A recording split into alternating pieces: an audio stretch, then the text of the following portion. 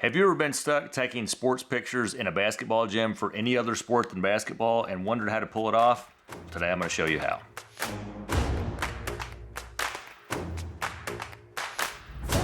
Today I'm going to show you how to take soccer pictures in a basketball gym on the basketball court and make it look awesome. So that is a challenge that I've had to face several times, and we had to do that recently with Lone Oak Middle School soccer. It was really windy. The guys probably would have been okay, although looking at them now, some of them have a little bit longer hair.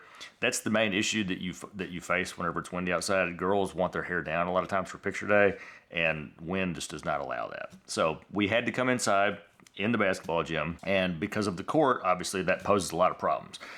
So we're gonna do another video, I think soon, where I'm gonna use turf that we bring in for soccer pictures for another school, but we didn't have that on this shoot, so at least I didn't think about it. So we had to make do with what was available, which is the court and the bleachers.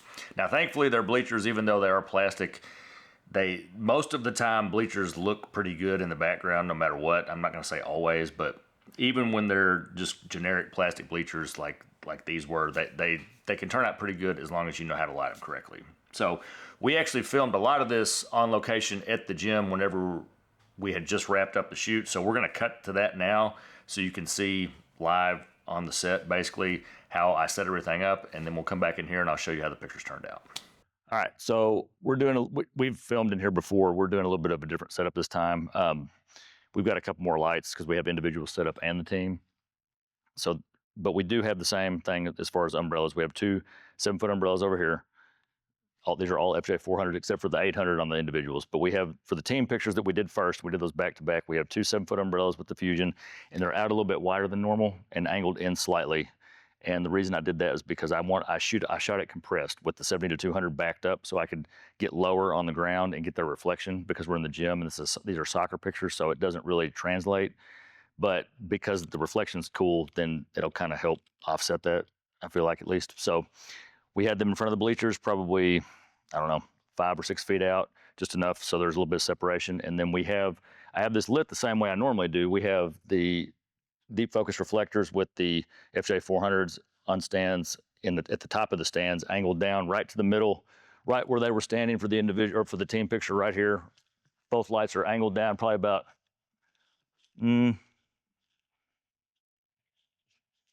it's where it would hit, like right in the middle here. So we had them lined up in the brown section, and then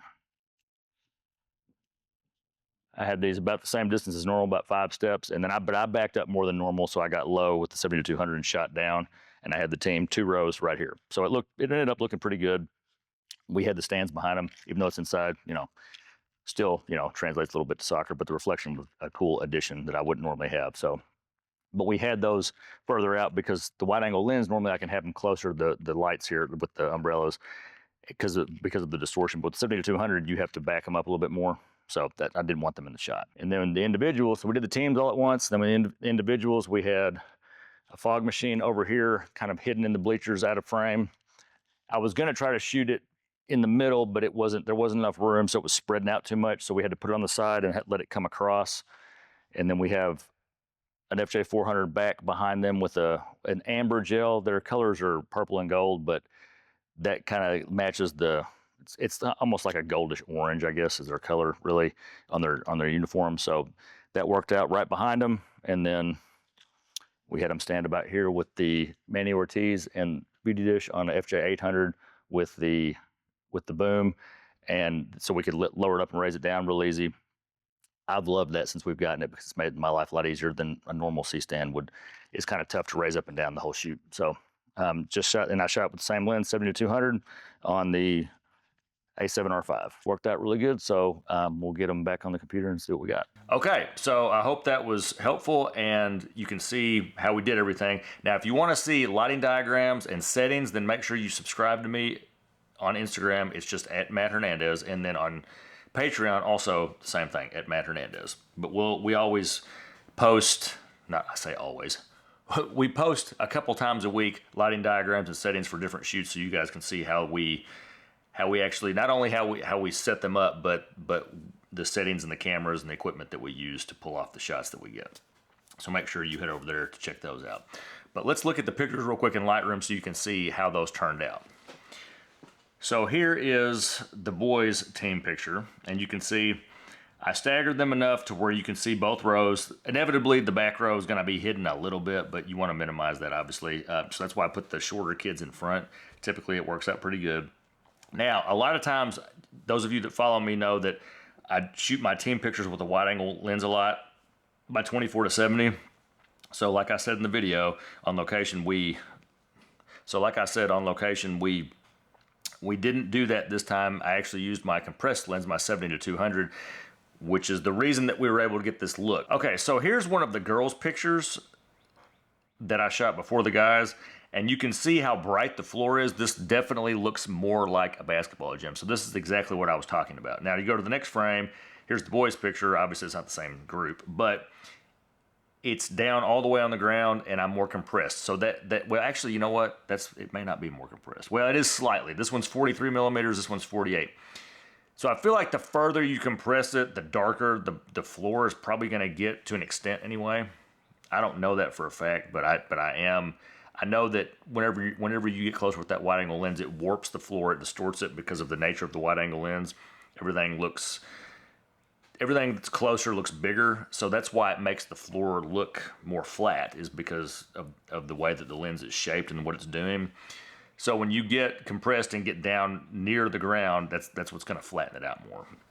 So that is what I was talking about, and that's how you minimize that basketball court type look. Like, it just looks like a shiny floor more or less on these photos wherever I'm down on the ground. So that's pretty much what we were going for. Okay, let's go back over to Lightroom here.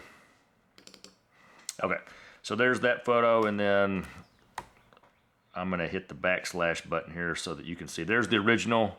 You can see I used the remove tool to get that air conditioner out, or projector, I guess. That's not air conditioner, it's projector. To get that out, and the light stands. I wanted those as close as possible, so I did leave them in the shot. I do say to shoot things the best you can in camera. Sometimes with the capabilities of Lightroom and Photoshop these days, it's not that hard to take stuff out. You don't want to have to do this for every single picture, so keep that in mind. But if it's only a few, it's not that big a deal. It's pretty easy to use the remove tool. So there's the before and after. And let me know too, this is a pretty basic preset that I use in Lightroom. I have people ask me for presets a lot, and I don't do a lot of crazy stuff in Lightroom or Capture One, either one.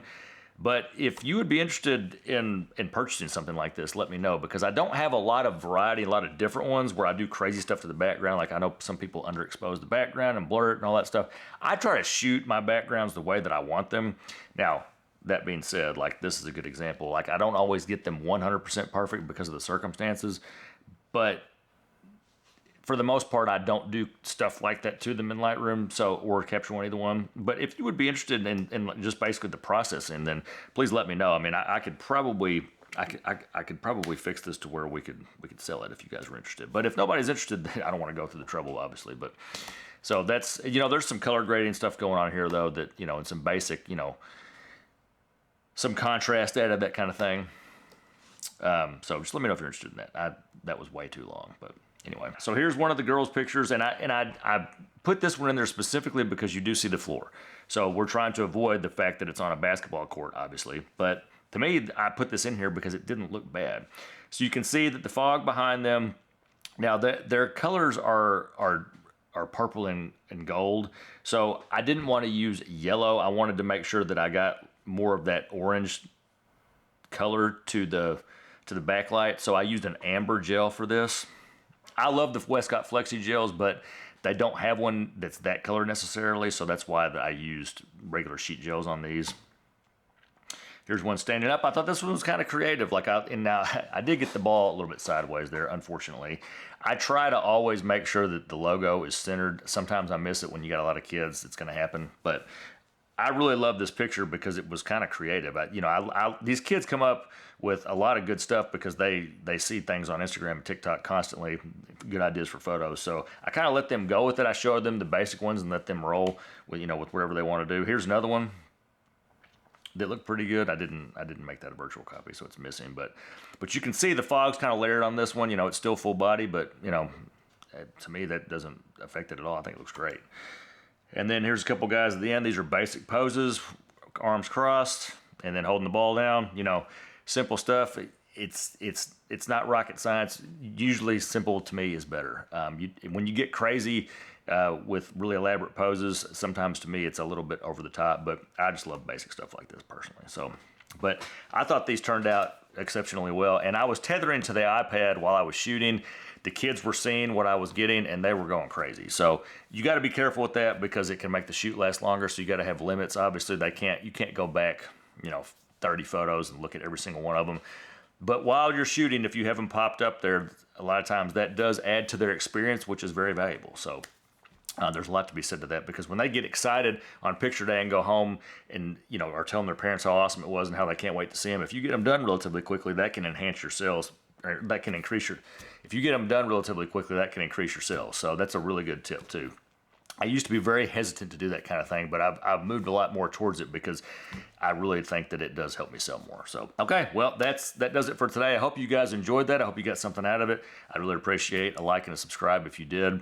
I also have my Westcott and my Amazon affiliate links in the description too. That helps the channel keep going. I don't get paid a lot of times for these videos, so it does help when you guys use those because I get a small commission every time things are purchased with them. So keep that in mind too. That definitely helps support the channel. I really appreciate that because I love making these and I want to keep doing them. So if you do want to buy anything from Westcott or from Amazon, anything at all, you can use those links below and I would greatly appreciate it. Make sure you go to matthernandezcreative.com, sign up for the newsletter. That way you get notified with new videos, workshops, that kind of thing. It's warming up, so we're going to have new workshops coming up soon. So you can check those out on the website when you sign up for the newsletter. So, and you'll also be notified anytime we post new content. There's a lot more to come. Stay tuned. We'll see you next time.